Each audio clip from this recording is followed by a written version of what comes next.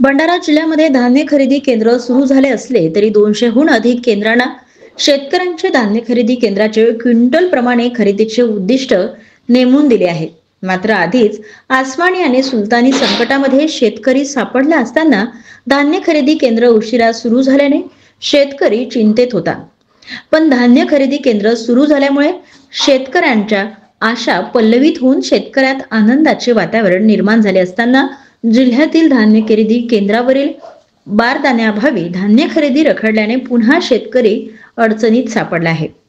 वातावरणामध्ये बदल होत असल्याने खरेदी केंद्रावर नेऊन ठेवलेले धान्य अवकाळी पाऊस आल्याने खराब होण्याची शक्यता आहे। त्यामुळे शेतकरी आणखी पुन्हा चिंतेत सापडला आहे। मी विविध कार्यकारी सेवा सहकारी संस्था गोंडुमरी या संस्थेचे अध्यक्ष यशवंत बगुजी चांदेवर राहणार गोंडुमरी। तर ही ज्या संस्थेची तक्रार आहे, DMO साहेबांना आम्हाला मान्यता दिली, 4 तारखेपासून गोडाऊन सुरू करून दिले, पण आम्हाला बारदाण्याची फार अडचण भासत आहे।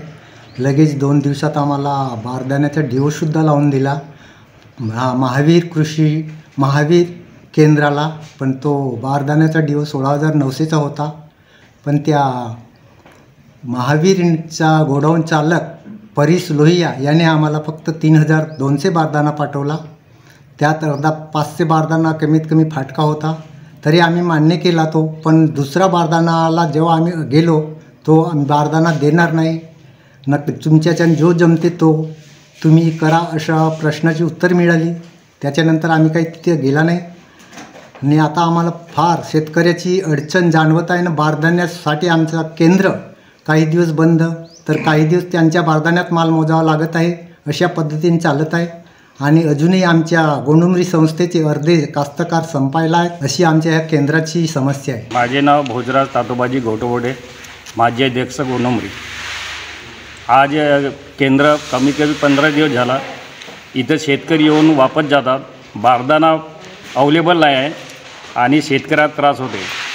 म्हणजे बारदाण्यामुळे जिथे खरेदी चालू बंद असा विषय आहे, तर तात्काळ हे खरेदीची समस्या सुटली पाहिजे शेतकऱ्यांची।